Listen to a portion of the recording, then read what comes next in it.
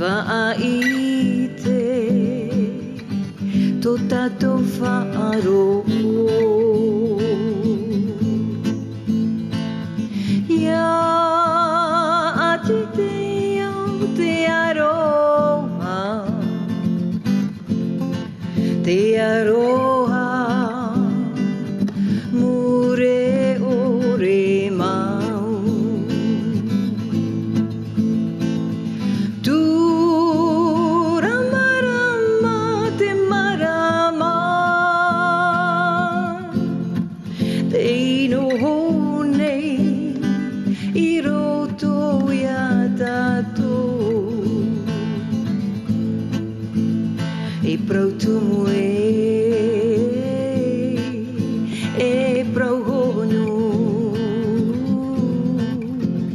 E marama ora mau tātou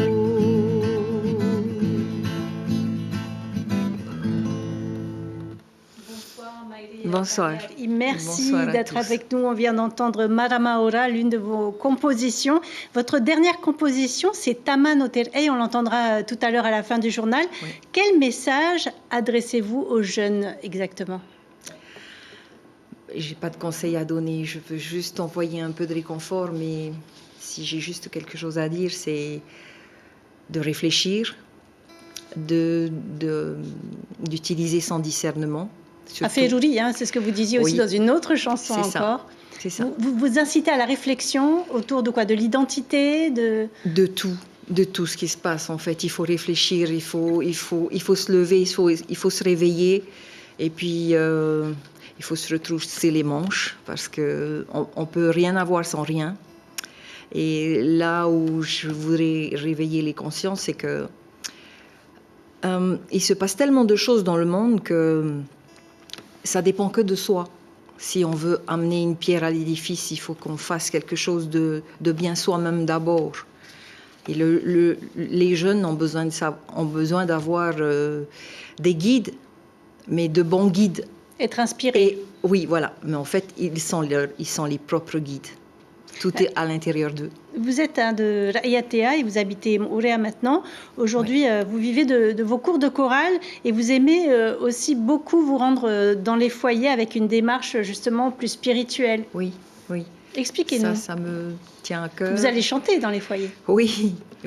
Et ça, j'aime bien parce que je vais à la rencontre du public et puis je sais que tout le monde a besoin d'aide, tout le monde a besoin de réconfort et il y a beaucoup de malades aujourd'hui, il y a beaucoup de monde qui s'en vont, alors c'est mieux d'aller dire « je t'aime maintenant » plutôt que d'attendre qu'il s'en aille. Je crois que vous êtes très touchée, notamment par la maladie d'Alzheimer, les personnes âgées, leur situation. Oui. C'est un sujet qui vous touche également? Ah, complètement. Je viens de perdre ma mère et je l'ai accompagnée durant 15 ans au moins et je connais un bout de chemin là-dessus. Qu'est-ce qu'il faut améliorer? Je pense que les structures déjà, mais les aidants ont besoin d'aide, les aidants. Alors, vous avez commencé à chanter très tôt avec Bobby et Angelo, avec qui vous avez collaboré. Vous avez ensuite enchaîné les albums et vous avez aussi participé avec Guy Lorenz au groupe Fénois. Quels sont les meilleurs souvenirs de votre carrière? Déjà Bobby, oui, c'est sûr, l'incontournable. J'ai passé de très bons moments avec lui et puis j'ai appris beaucoup de choses.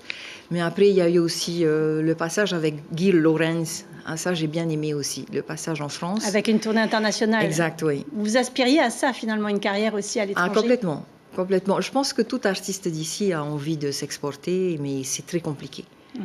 Plus de cassettes, plus de CD. Est-ce que c'est plus difficile aujourd'hui de vivre de la musique? On n'en vit plus. C'est terminé. Mais les réseaux sociaux, tout se passe sur YouTube maintenant et on a encore quelques petits moyens. En tout cas, on peut découvrir vos compositions sur le net. Quel est le processus, pour terminer, de création pour ceux qui souhaitent composer, finalement, écrire? S'inspirer de la vie, s'inspirer de tout ce qui vous touche. Et je pense qu'il y a aussi une part de l'inspiration divine. En tout cas, c'est comme ça que je fonctionne, moi. avec tout ce qui me vient du ciel. Finalement, s'écouter et se faire confiance. Exactement.